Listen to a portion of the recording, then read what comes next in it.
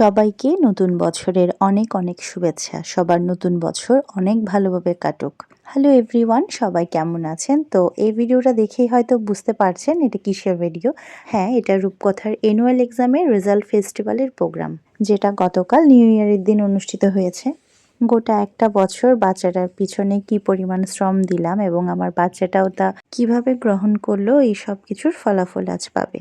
তো ইতিমধ্যেই সব রাজকুমার আর রাজকুমারীরা একে একে তাদের ক্লাসরুম থেকে বের হচ্ছে টিচারদের সাথে। আর এই যে আমার ছোট্ট পরীটাও চলে এসছে। ওই দিন বাচ্চাদেরকে উৎসাহিত করার জন্য উপস্থিত ছিলেন আমাদের রাউজান পৌরসভা প্রশাসক সাহেব। ওই দিন এত বেশি ঠান্ডা পড়েছিল, কিন্তু তা সত্ত্বেও দেখুন প্রচুর পরিমাণ অভিভাবকের ভিড়, যেন সবাই অনেক বেশি উদ্গ্রীব। এটাই খুব স্বাভাবিক। তারপর এলো সেই মাহেন্দ্র খন।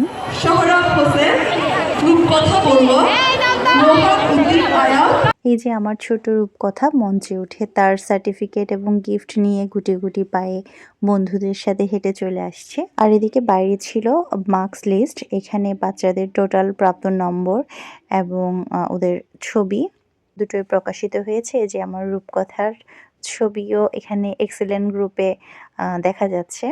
তো এবারও রূপকথা সৃষ্টিকর্তার অশেষ আশীর্বাদে ফুল মার্কস পেয়ে নার্সারি থেকে কেজিতে উত্তীর্ণ হয়েছে। এখানে সব অভিভাবকেরা তাদের বাচ্চাদের প্রাপ্ত নম্বর চেক করছিল। এদিকে আমরাও গুটি গুটি পায়ে বাড়ির দিকে রওনা দিলাম। আর বাড়িতে এসে রাতের বেলা রূপকথার পছন্দের পোলাও রান্না করলাম। আর সাথে ছিল বাঁধাকপির pakora with chicken leg piece. বাচ্চাকে ছোটখাটোভাবে যেভাবে খুশি করা যায় আর কি। তো সবাই রূপকথার জন্য আশীর্বাদ করবেন যাতে সে বরাবরই এই রেজাল্টটা ধরে রাখতে পারে।